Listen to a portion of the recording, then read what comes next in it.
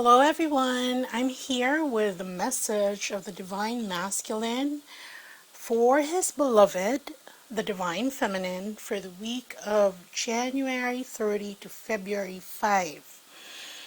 Okay, so as always, I've already prayed over and shuffled the cards and dealt them. And at the bottom of the deck, before we open the cards, let me go to the general energy of this message.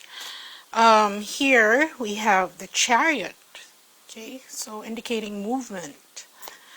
Nine of Spirals, blowing things into manifestation. That's the eastern winds blowing things into manifestation. And here we have Justice, indicating balance. And again, two stones, that leap of faith to navigate where they currently are to where they're going. And here we have the Knight of Mirrors, and that's equivalent to the Knight of Cups, dreaming about what it would be to be with his beloved. Okay.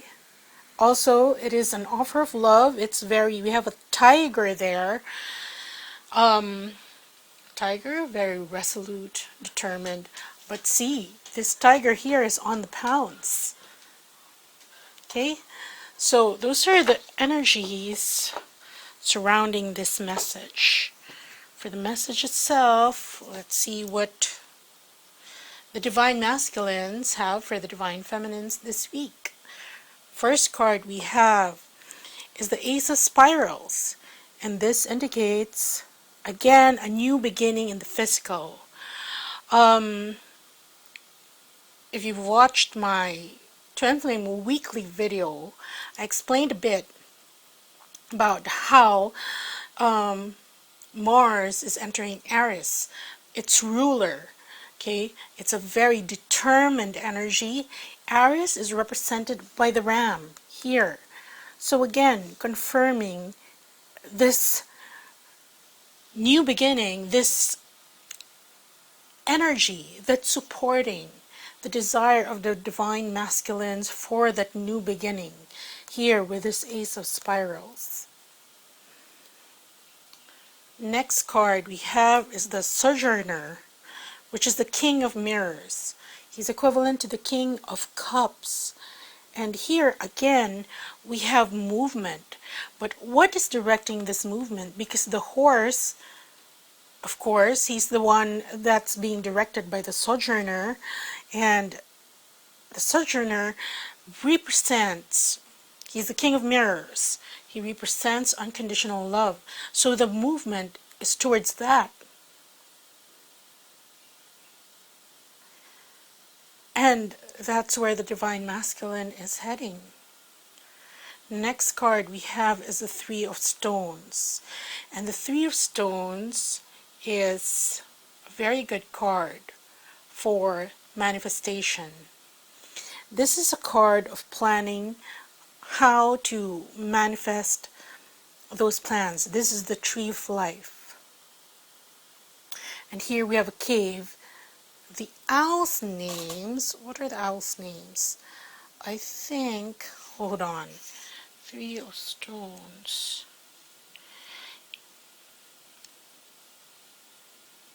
Strength, growth, and interconnectedness. Yeah. So, you see here, there is a campfire, and it's fueling strength, growth, and interconnectedness, which are also the meanings of these glyphs on the stones into the secret chamber underneath the Tree of Life. So it's an invitation to discover what can be manifested when we draw on the energies of strength, growth, and interconnectedness. Because the Divine Masculines, finally, a lot of them are coming out these days, following that wave of awakening of the Divine Masculine that we have been supporting as Divine Feminines. since late last year. And some of them are finding support through other twins, seeking out divine guidance from other twins as well, or even healing. And now that's why they're finding the strength through this interconnectedness, because that has spurred on their own personal growth. And here, these three, whatever plans they have, they want to manifest, it's underneath the tree of life, meaning it will become the foundation of this new beginning that they want to create for themselves and for their beloveds. Okay, next card we have is the Five of Scrolls. And this is a reminder to the divine masculines, because this is the scrolls represent higher consciousness. This is Excalibur, which is thoughts. But the thoughts, you see, they pierce through the scrolls of higher consciousness before they pierce through the stone. And the stone represents the material world. And basically, since the thoughts are piercing through higher consciousness, this is saying that, because this card speaks about sacrifice, that sometimes the things in the material, they have to give way to higher consciousness, meaning that if you were a perfectionist before, and this is the sense that I'm getting, especially with the Twin Flame Weekly, that they're worried because they want everything to be perfect. And this is saying that, let go of the trivialities, the petty things. Yes, you want everything perfect, but sometimes some things, especially trivial things in the physical, they have to give way.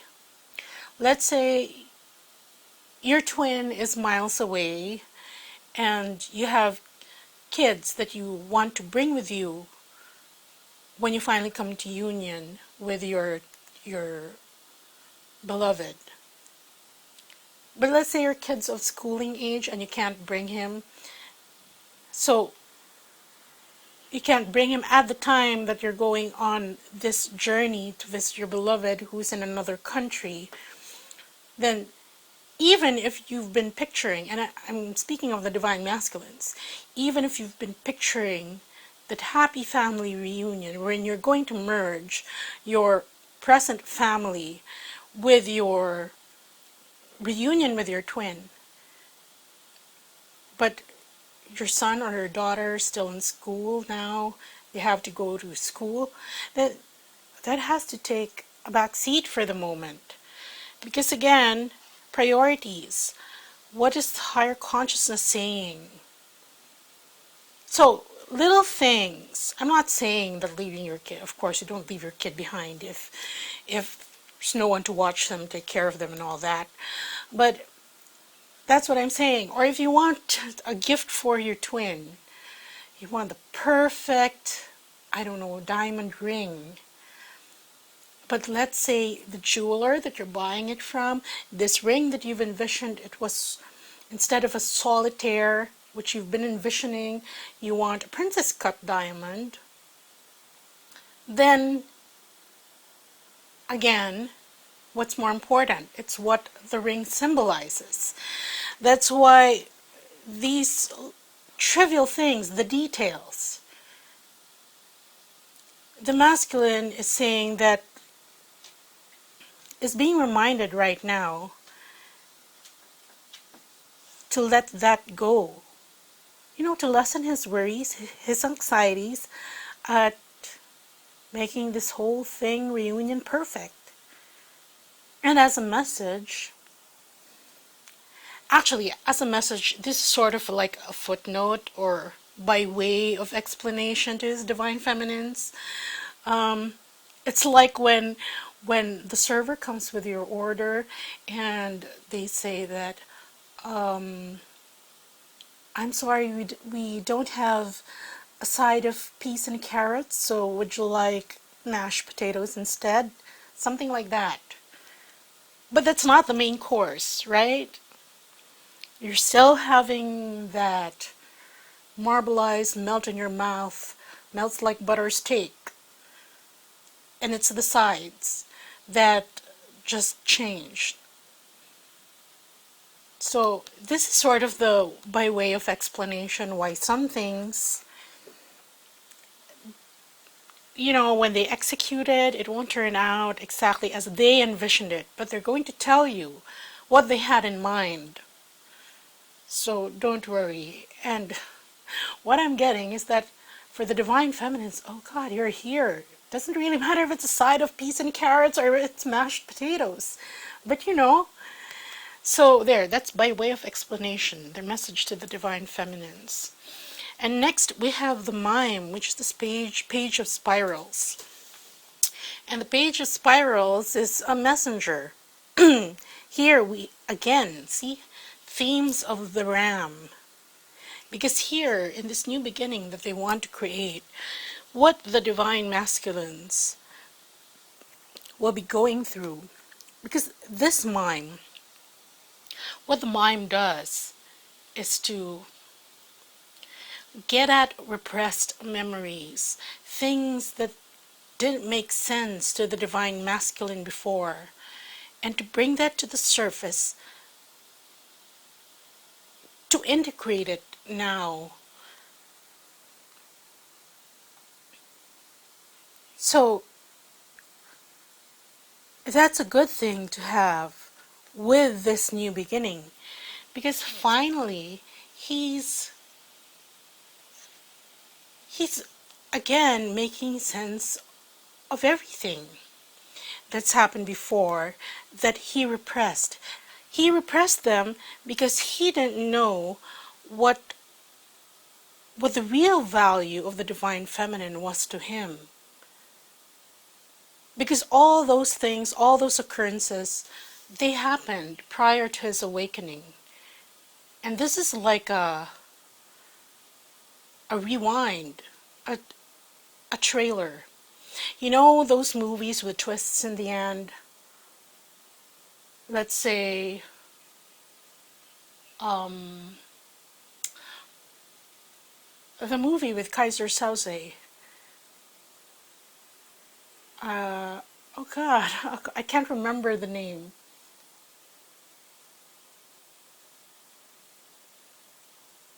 Anyway, you know those movies with a twist in the end, wherein you have to watch the entire movie again because you didn't know that what this character said was important when you finally realize what the twist was at the end.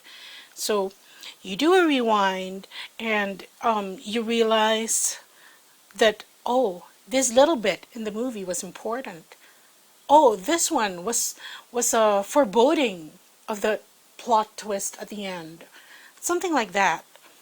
So basically that's the message, but I'll go through that later on. No, I'll do it now. So the message is here. New beginning supported astrologically by Mars being in Aries. Okay, at this point, this week especially. Here, movement again, echoing the movement, the chariot movement energy of his message. So the divine masculine saying that he's moving towards unconditional love. And while he's moving, he's been planning. As a result of his strength, his growth, the interconnectedness that are all fueling his plans. And his plans, that's going to support whatever that's coming, bursting forth, because it's underneath the tree of life. And by way of explanation, he's saying that because he's creating something big, something that's born out of higher consciousness, that some things, the little details, the trivial matters, they're going to have to be relegated. They're not on the main menu anyway, okay? And this is it comes across to me as very apologetic to his divine masculine, because he wants the best for her. He wants the perfect reunion when they come together. But there are things that, he has to be flexible about and need to prioritize. And again, here, at least through this week, we have the mime, page of spirals, messages possibly relating to something that happened before and that is now only clicking into the divine masculine's consciousness because he's doing a rewind. And so now he's coming back and saying, oh, this was important. Or, you know what? Before you mentioned something about, things like that. Anyway, here, this would be, well, we'll just open them. Because this is what his challenge this week is. And again, this is observing. And it's just saying because he's on a journey, right? He's moving. And this is just a reminder to be really watchful and observant of his surroundings as he's doing this transition going towards his twin. Listen to higher guidance. Be aware of what's happening on the ground and recalculate the route, keeping the destination in mind when, as needed, as necessary. Okay? And it's in that detours that he will take. They're not major detours. It's just saying that his challenge is being flexible at this time and being keenly aware of his priorities, because that's what his challenge will be, to prioritize what is really important to him, right? So there, and here we have, this is how the divine feminine can support their divine masculines, is to help him nurture himself. Here we have Mother Mary, and Mother Mary as an energy, and mothers in general, they're very well, the right energy of motherhood is not somebody that's overprotective, over fussy.